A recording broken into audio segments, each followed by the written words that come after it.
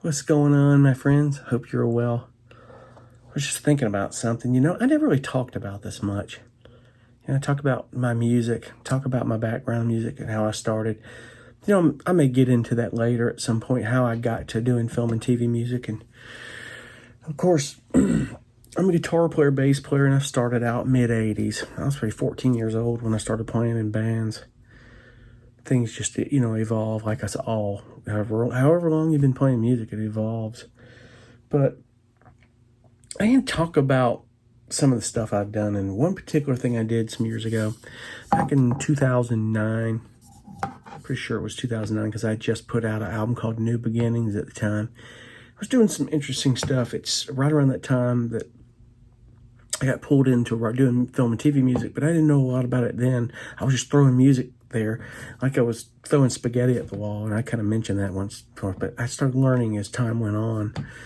I think it was like 2016, 2017 when I really started to dig in, and a few pieces of the puzzle kicked in. I really started doing it full time and really going with it.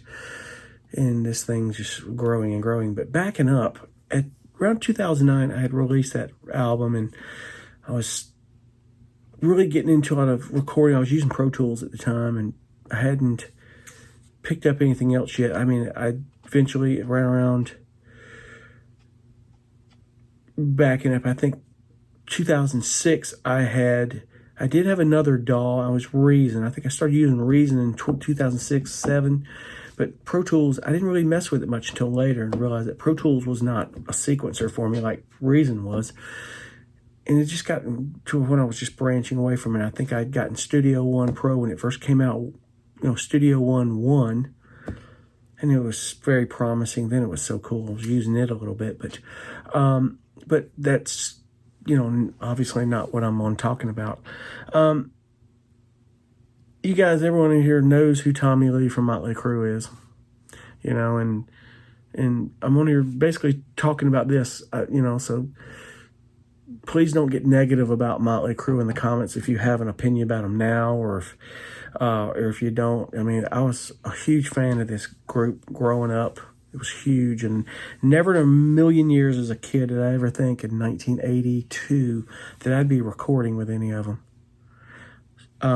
Tommy Lee had announced that he was going to do an album. He and Scott Humphrey had said they're going to do an album with the world, and they started a webpage called thepublicrecord.com, and it was a bunch of us in on there, And I was like, I'm doing this. This is cool. I'm on this. I didn't think I had a chance of making it on that album at all, And in fact, I did. It was so cool. It was one of the greatest experiences I think I'd ever been through. And the process started. It was really cool how it, and some of you watching may have been a part of this. I don't know. If you were, chime in below, because it was a great experience. It really was one of the coolest, besides going to Musicians Institute in 91, 92 and going to school and studying guitar there was incredible. And the things I experienced there, I could probably talk about that more later. That whole experience was great out in Los Angeles, but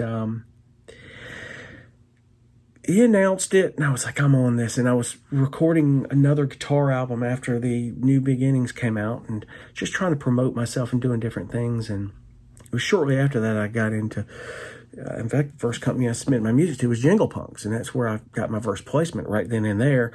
And that's really put a fire under me, and it got me right there. I knew right then and there I wanted to do that. I thought it was so cool, because I already knew playing the rock star thing was probably not for me. You come to realization, you start, okay, now I get it.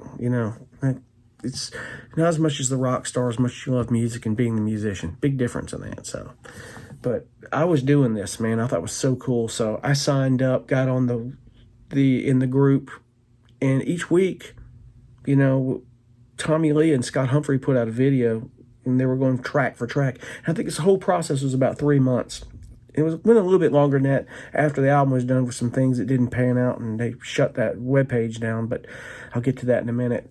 So, mind you, Scott Humphreys is a producer. If you've ever heard his name, he produced Rob Zombie's albums, some of the biggest albums, Ozzy Osbourne, Nickelback, Motley Crue. He actually He produced the Generation Swine album with Motley Crue, but did a lot of stuff. He produced all of Tommy Lee's solo albums, and he did the Verse Methods of Mayhem record. And this album was the second Methods of Mayhem album. And I think the album was called A Public Disservice or something like that. I've got the frame. I have to put it on the wall. When I build my new house here, I'm going to put shit back on my wall. And it's an accomplishment, you know. Don't care what anybody's opinion of anything is. It was so cool because, frankly, I didn't think I had a chance of making this album, but it was a fun experience doing it and connecting with these guys. He had two of the best engineers in the industry you could think of was Chris Basford and Frank Griner, man. Those two guys were amazing. Good people, man. Good people. And this clique of people, I mean, they're Canadians, man. Something in the drinking water about Canadians. And, man, props to you guys. I love you. You're the most talented people I know in the music business. And a lot of things that you do are so talented. I'm like, I need some of that Canadian drinking water is what I need, you know, to take this thing to the next level. I would love to do that. I think it would be cool. If that existed, if that does exist, somebody please tell me. I'm being funny, but those guys were great. And it wasn't just about recording an album, but it was educational. They would sit down, Chris Basford and Frank Griner would talk about techniques of engineering to help us. Like when you're going to submit music, do this and that. And things like how they used a Dolby noise reduction unit. You know, it was one in the rack in Tommy Lee's studio and the console and everything. A lot of EQ techniques and a lot of things they were doing. Because there were guys submitting anything with GarageBand. Because what they did, you know, they made it easy for like at the time, whatever format you're recording, we'll send you the brief. Basically, it was his production notes and a sheeter, and it had the mild sheet music and tab and the recording of the music. And they said, you can send it in for GarageBand file because things 2009 were not like today where you got Logic Pro, you got Reason, you got Ableton, you got Pro Tools, you got Bitwig, you got Cakewalk. You could do any DAW and it wouldn't make any difference. You should render it to file format that they tell you. And at the time it was just WAV files, and I think the bit rate was, I don't remember them doing anything other than 44K 16-bit for the bit rate. And they had a portal we uploaded, and you had to tag whatever track of the week it was. And it was a track a week. And they'd do several videos in the week and briefing us, and we ended up getting, I think, 2 or 3 or 4 weeks into it. This is how I think it went 4 months instead of 3 because they had to back up. They said, listen, we're going to go back to the verse song because these submissions are incredible, but it's overwhelming, but I don't think we're giving you enough production notes. So we're going to do a better job. So we started over practically. And we got into this process, and the first track out the gate, I knew I wasn't going to make that track. I knew I wasn't going to get anything selected because it just, I'm going to be honest, starting out, I just couldn't, it wasn't Crue, but it wasn't anything I could get used to. It was really weird for a minute. I said, but I'm going to give it a shot. I put some guitar parts to it. And I eventually figured out everybody who made the album was everyone that they called out on some of the episodes. They showcased guitar parts and talked about them, you know, what they did or anything. And I figured that out, you know. Because they said once the album came out, they're like, okay, guys, if you want to know who's on the album, go buy the album and read the liner notes, you know. And the album didn't really sell much at all or anything, but I think it was just a great experience in saying, recording with these guys. I learned so much. I learned so much about myself. I learned so much about a lot of technique in recording and production that I didn't really think much about at the time. It was so cool. And he had a lot of other people in this album, like Chino Moreno from I think it's Deftones, Nickelback singer Chad Kroeger was on it, and a bunch of people like that. You know, it was about 54 people. I was one of 54 people in this album, and that included those guys. Took about 3 or 4 months. There was 14,000 submissions worldwide. If I should tell you how many people were putting music into that each week. Tommy Lee had said, if I'd known it was this much work, I wouldn't have done this. It was they had probably 10 or 15 people just taking music in from the webpage and listening to it, handing it over, like voting, should we send this to Scott, put it on the console and feed it in and go. The album was so layered. And I managed to capture, and I contributed it on 2 songs. I made it on, with some guitar and keyboard parts. And it was really weird. It really was like stuff I thought would make the album did make the album. Like I did a solo on one track I thought was going to make it. It was so close. In fact, someone said that was one of two they were going to pick for that track, but they didn't pick mine. It was like mine and one other, and I thought that was so cool. Oh my gosh. And there's a video at the end of this video I'm going to show you. Just watch it at the end as Tommy Lee talking about one of my guitar parts, and they play it, and it was for a track called Drunk Uncle Pete. It didn't make the album. I thought it would have, But I literally later figured out that everybody they called out in their parts and talked to about and mentioned made the album. I thought it was so cool.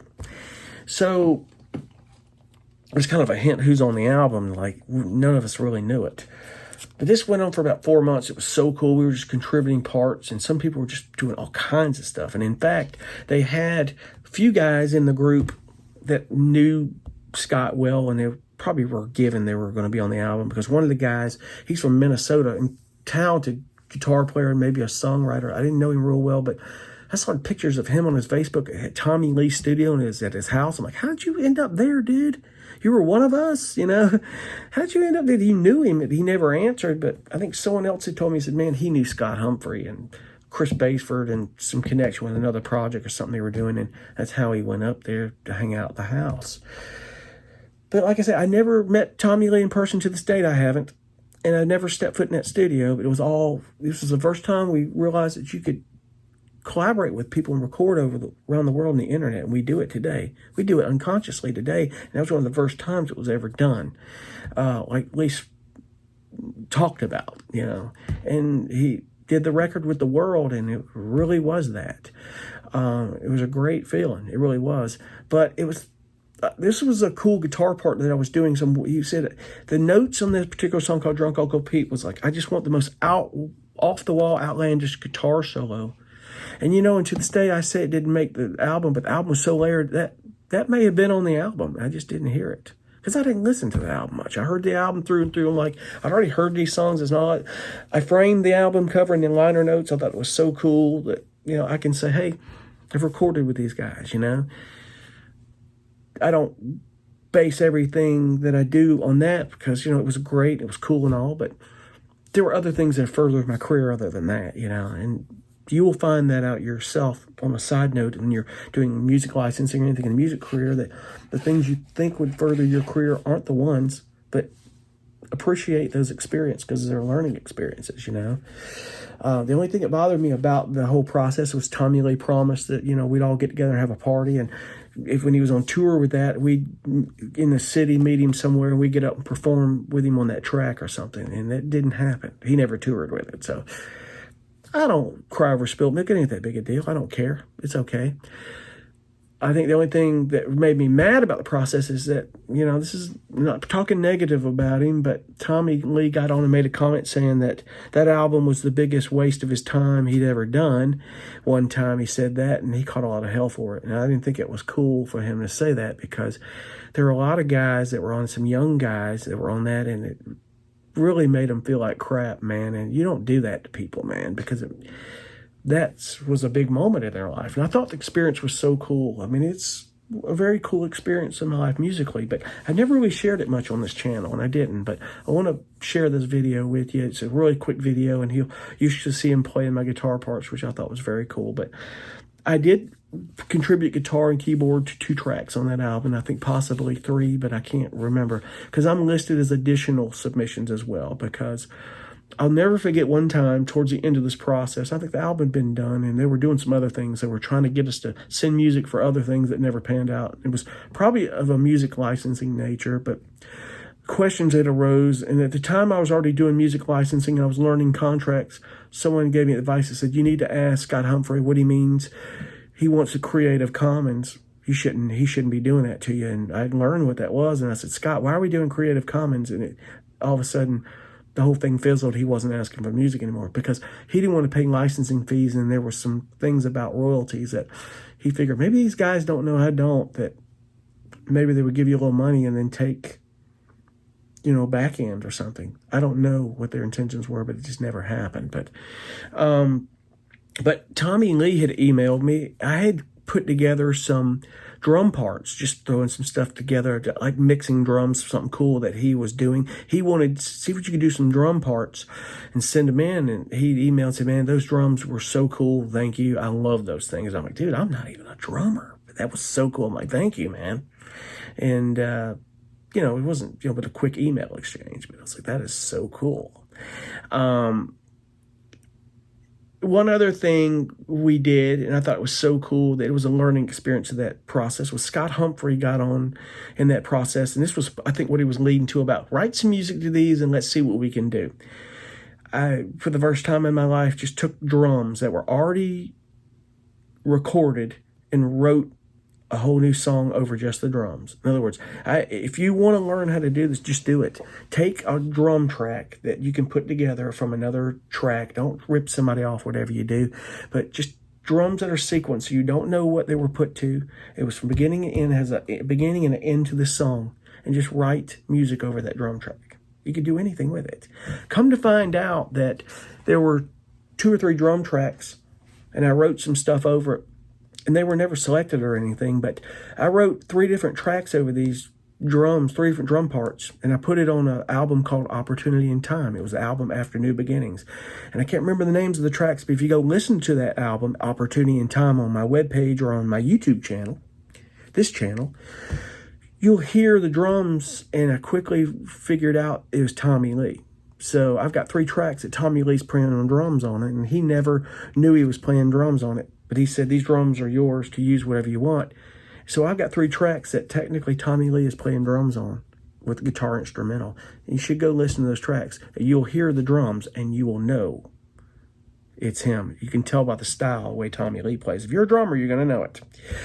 But the videos right after this, check it out. Chime in below. Let me know what you think. If you were part of that with me, man, I'd love to hear from you, man. Gosh, it seems like it was yesterday, but it was such a cool experience. It really was. And I think everybody involved in it would have felt the same. So anyway, I wanted to get on and share that. Thank you so much for watching, and I'll see you on the next one. Be cool. Thanks. Bye. All right, it's that time again. No way. It's same song, same place. Same 2 guys, different night. Yeah. Is there unusually more submissions for this? Yeah, it feels like we've been going on this for like days. It seems like it. Is everyone drunk out there? What's going on? It's good though. We got good. Except for Bobby, got a little wounded last night, falling down, a little cut up. Dude, he's got I know, straight to the hospital with some stitches on his head. I know. He's got a little Band-Aid in the back of his head. It's all bad. So you guys aren't drinking tonight. Yeah, exactly. By the way, I just want to take a second and thank everybody for the rad submissions, dude. We have so much shit to play with for this song. It's going to be another fun one, like there's been a lot of. So I just wanted to thank you guys, because it's going to be a crazy track when we're done with this video. What he said. Oh. Sabo Rabati from Santa Barbara. Dude, he's another onboard terrorist.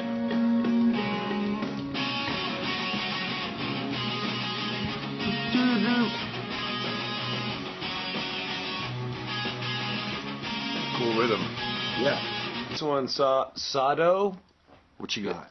Yeah, that's dope, dude. Chris Williams. Not the wakeboarder. Not the way I was going to say. Chris Williams. Charleston, South Carolina. You'd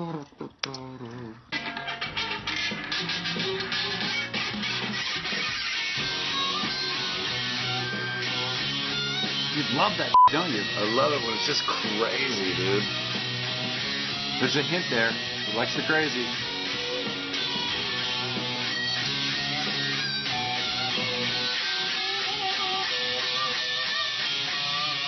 Dude, that's rules. And it's just it's beating back. It's just like, God, it's just totally out of control. I love that. Nice job, bro. All right, we're going to Miamisburg, Ohio. Never heard of Ken places. Scarborough. Click track. All right.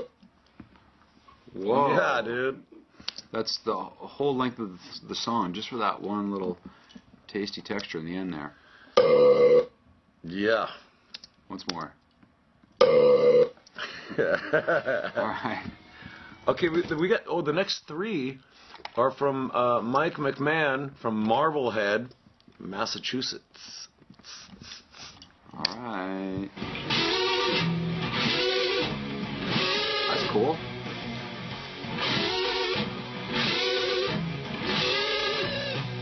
Nice. That'll work. And this one too? Yep. And the next, Yes. two more from Mike. I put those two together, so that was the Ah. original and the doubles. Here's the third Got it, track. bud. I thought he was pissing there first. Check it off the top. Sounds like he's pissing and pouring a drink at the same time. Good boy. Multitasking. God bless you, little cotton socks. So we're going back to Ohio. Doug Hall from Dayton. Get your finger out of my butt! Get your finger out of my butt? That's not my finger. That's not my finger. That sounds like it's from a TV show.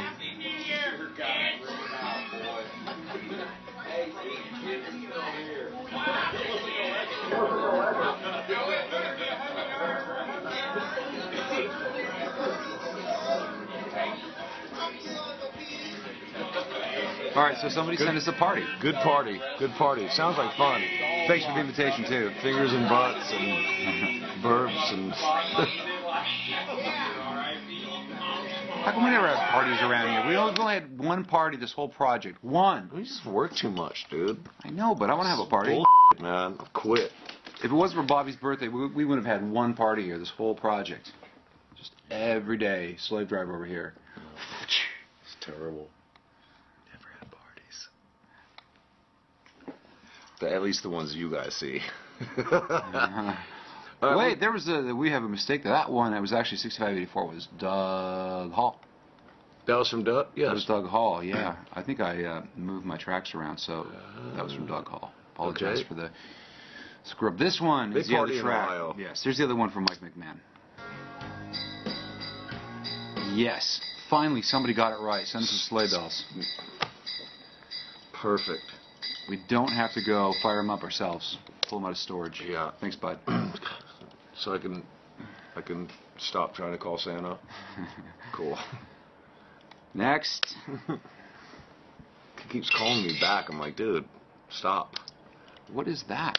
Chris Gazelle. I don't know what that is. A bottle? Oh. A toast? Yeah, Some glasses clinking? that'll work. Jeff Kolb. Jeff Kolb. Peoria, Utah.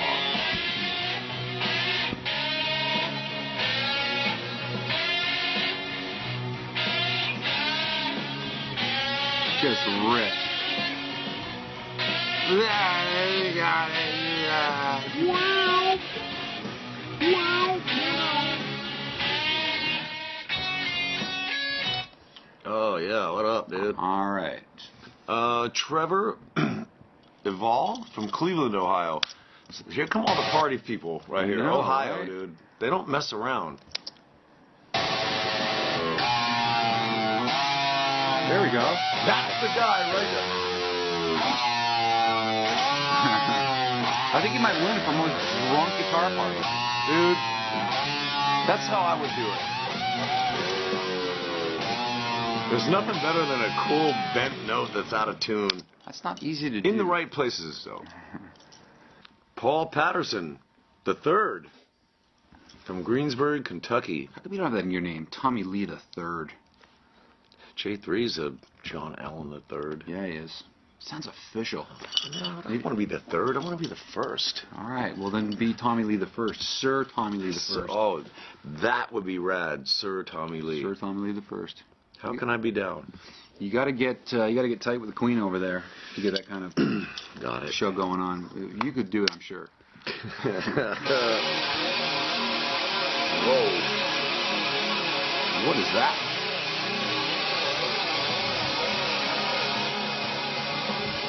Get once more in the I trunk. like the bend. Just super fat guitar synth. The bend up here is great. Oh. I thought I heard it. We'll bend it later. Yeah. Yep. Last one. Duffy King from West Bloomfield, Minnesota? Yeah. Yeah, dude. He bored Richie Samboro's Cockbox. Man, he's gonna be mad. Pretty cool of Richie, though, don't you think? Thanks for sending the part in, Richie. nice alias, Duff King.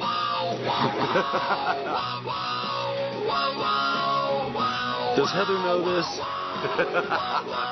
All right.